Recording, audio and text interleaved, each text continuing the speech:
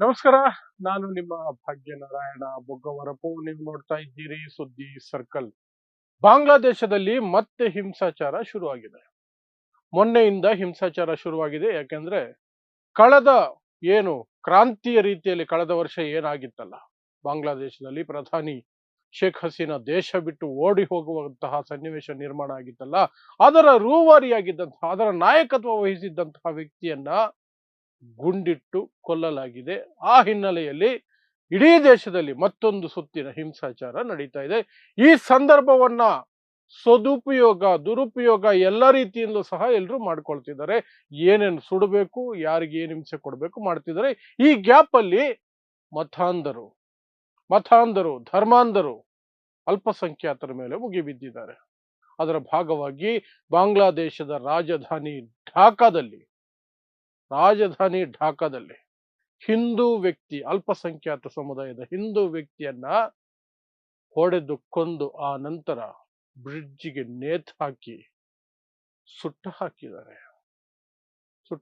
ಆ ವಿಡಿಯೋ ಇಡೀ ಜಗತ್ತಿನಲ್ಲಿ ಈಗ ಆಕ್ರೋಶವನ್ನ ತೋರಿಸ್ತಾ ಇದೆ. ಸೊ ಯಥಾ ಪ್ರಕಾರ ಅಲ್ಪಸಂಖ್ಯಾತರು ಭಾರತದಲ್ಲೇ ಆಗ್ಲಿ ಬಾಂಗ್ಲಾದೇಶದಲ್ಲಾಗ್ಲಿ, ಇಲ್ಲಿ ಮುಸ್ಲಿಮರು ಅಲ್ಲಿ ಹಿಂದೂಗಳು ಇದರ ಟಾರ್ಗೆಟ್ ಆಗ್ತಿದ್ದಾರೆ.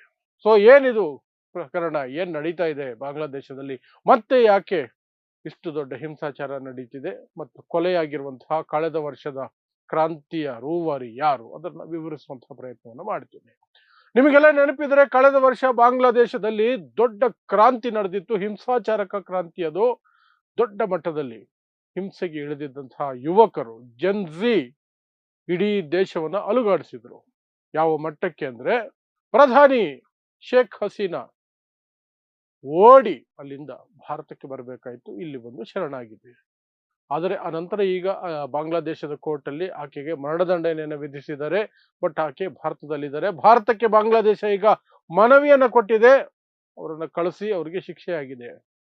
ಭಾರತ ಅದನ್ನ ಪ್ರೋಸೆಸ್ ಮಾಡ್ತಿದೀವಿ ಅಂತ ಹೇಳ್ತಿದೆ.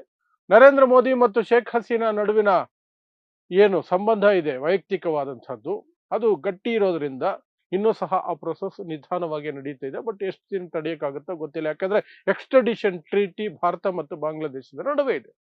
ಸೊ ಇದಿಷ್ಟು ಕಳೆದ ವರ್ಷದಿಂದ ನಡ್ಕೊಂಡು ಬಂದಿದ್ದ ಆ ಹಿಂಸಾಚಾರ ಮತ್ತು ಆ ಕ್ರಾಂತಿ ನಡೆದಿತ್ತಲ್ಲ, ಅದಕ್ಕೆ ಒಬ್ಬ ವ್ಯಕ್ತಿ ಮುಖ್ಯವಾಗಿ ಕಾಣಿಸ್ಕೊಂಡಿದ್ರು. ಆತನೇ ರೂವಾರಿ ಅನ್ನೋ ರೀತಿಯಲ್ಲಿ, ನಾಯಕತ್ವ ವಹಿಸಿಕೊಂಡ ರೀತಿಯಲ್ಲಿ. ಆತನ ಹೆಸರು ಶರೀಫ್ ಒಸ್ಮಾನ್ ಹದಿ ಅನ್ನುವಂತಹ ವ್ಯಕ್ತಿ. ಸುಮಾರು 32 ವರ್ಷದ ಯುವಕ. ಆ ವ್ಯಕ್ತಿನೇ ಕಳೆದ ಬಾರಿ ಯುವಕರನ್ನ ಎತ್ತಿ ಕಟ್ಟಿದ್ದು ಮತ್ತು ಅಲ್ಲಿ ಅಷ್ಟು ದೊಡ್ಡ ಕ್ರಾಂತಿಗೆ ಜವಾಬ್ದಾರಿಯನ್ನ ಹೊತ್ತದ್ದು. ಆ ವ್ಯಕ್ತಿಯನ್ನ ಮೊನ್ನೆ ಡಿಸೆಂಬರ್ 12ನೇ ತಾರೀಕು ಶುಕ್ರವಾರದ ದಿನ ನಮಾಜ್ ಮುಗಿಸಿ ಹೊರಗಡೆ ಬರುವ ಸಂದರ್ಭದಲ್ಲಿ ಶೂಟ್ ಮಾಡಿ ಹೋದ್ರು ಯಾರೋ ಮುಸುಕುಧಾರಿಗಳು.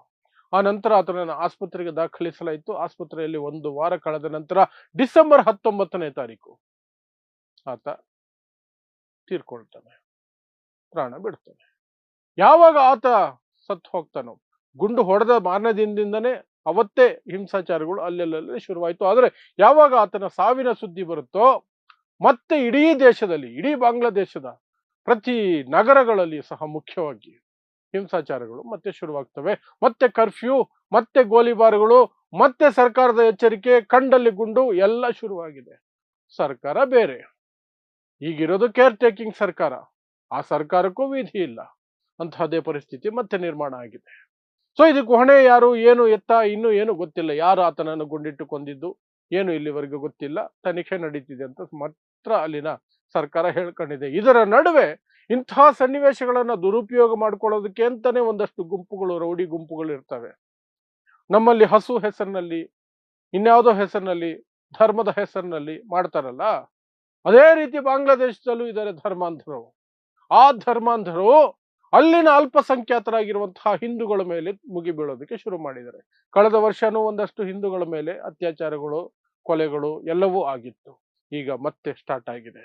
ಅದರ ಭಾಗವಾಗಿ ಬಾಂಗ್ಲಾದೇಶದ ರಾಜಧಾನಿ ಢಾಕಾದಲ್ಲಿ ಒಬ್ಬ ಹಿಂದೂ ವ್ಯಕ್ತಿಯನ್ನ ಧರ್ಮ ನಿಂದನೆಯ ಆರೋಪದ ಮೇಲೆ ಆತನ ಫ್ಯಾಕ್ಟರಿಯಿಂದ ಹೊರಗಡೆ ಎಳ್ಕೊಂಡು ಬಂದು ಆತನನ್ನ ಮನಸೋ ಇಚ್ಛೆ ಹೊಡೆದು ಕೊಂದು ಬಿಸಾಕಿ ಅಲ್ಲಿಂದ ಎಳ್ಕೊಂಡು ಹೋಗಿ ಒಂದು ಬ್ರಿಡ್ಜಿಗೆ ನೇತು ಹಾಕಿ ಬೆಂಕಿ ಹಚ್ಚಿದ್ದಾರೆ. ಬ್ರಿಡ್ಜ್ಗೆ ನೇತು ಹಾಕಿ ಬೆಂಕಿ ಹಚ್ಚಿದ್ದಾರೆ. ಸೊ ಆತನ ಹೆಸರು ದೀಪು ಚಂದ್ರ ದಾಸ್ ಅಂತ. ಸುಮಾರು 25 ವರ್ಷದ ಯುವಕ ಅವನು. ಹಿಂದೂ ಸಮುದಾಯಕ್ಕೆ ಸೇರಿದವನು, ಬಾಂಗ್ಲಾದೇಶದಲ್ಲಿ ಅಲ್ಪಸಂಖ್ಯಾತ. ಜಗತ್ತಿನ ಯಾವ ಮೂಲೆಗೆ ಹೋದರೂ ಸಹ ಅಲ್ಪಸಂಖ್ಯಾತರ ಮೇಲೆ ನಡೆಯುವಂತಹ ದೌರ್ಜನ್ಯಗಳಿಗೆ ಇದು ಸಹ ಇನ್ನೊಂದು ಉದಾಹರಣೆ ಅಷ್ಟೇನೆ. ಅದು ಬಾಂಗ್ಲಾದೇಶ ಆಗಿರ್ಬೋದು, ಭಾರತ ಆಗಿರ್ಬೋದು, ಪಾಕಿಸ್ತಾನ ಆಗಿರಬಹುದು, ಅಮೆರಿಕ ಆಗಿರಬಹುದು, ಇಂಗ್ಲೆಂಡೇ ಆಗಿರಬಹುದು. ಅಲ್ಲಿನ ಧರ್ಮಾಂಧರು ಯಾವಾಗಲೂ ಅಲ್ಪಸಂಖ್ಯಾತರ ಮೇಲೆ ವಿಷ ಕಾರ್ತಾನೆ ಇರ್ತಾರೆ. ಅಲ್ಪಸಂಖ್ಯಾತರ ವಿರುದ್ಧ ಬಹುಸಂಖ್ಯಾತರನ್ನ ಎತ್ತಿ ಕಟ್ಟುವಂತಹ ಪ್ರಯತ್ನಗಳು ನಡೀತಾನೆ ಇರುತ್ತೆ. ಅದೇ ಕೆಲಸವನ್ನು ಬಾಂಗ್ಲಾದೇಶದಲ್ಲಿ ಮತಾಂಧರು ಮಾಡಿದ್ದಾರೆ. ಅಲ್ಲಿನ ಮುಸ್ಲಿಂ ಮೂಲಭೂತವಾದಿ ಮತಾಂಧರು ಹಿಂದೂ ವ್ಯಕ್ತಿಯನ್ನ ಹೊಡೆದು ಕೊಂದು ಬ್ರಿಡ್ಜ್ಗೆ ನೇತಾಕಿ ಬೆಂಕಿ ಹಚ್ಚಿ ಕೊಂದಿದ್ದಾರೆ. ಸೊ ಇದಿಷ್ಟು ಬಾಂಗ್ಲಾದೇಶದಿಂದ ಈಗ ಹೊಸದಾಗಿ ಬರ್ತಿರುವಂತಹ ಸುದ್ದಿಗಳು. ಇದರ ಹಿನ್ನೆಲೆಯಲ್ಲಿ ಈಗ ಬಾಂಗ್ಲಾದೇಶ ಮತ್ತೆ ಏನಾಗುತ್ತೆ ಅಂತ ಗೊತ್ತಿಲ್ಲ. ಯಾಕಂದ್ರೆ ಫೆಬ್ರವರಿ ತಿಂಗಳಲ್ಲಿ ಎಲೆಕ್ಷನ್ ಅಂತ ಘೋಷಣೆ ಮಾಡಿಕೊಂಡಿದೆ ಕೇರ್ ಟೇಕಿಂಗ್ ಗವರ್ನಮೆಂಟ್. ಬಟ್ ಆ ಎಲೆಕ್ಷನ್ ನಡೆಯುತ್ತಾ? ಈ ರೀತಿ ಹಿಂಸಾಚಾರಗಳ ನಡುವೆ ಎಲೆಕ್ಷನ್ ನಡೆದ್ರೆ ನ್ಯಾಯಯುತವಾದಂತಹ ಎಲೆಕ್ಷನ್ ನಡೆಯುತ್ತಾ?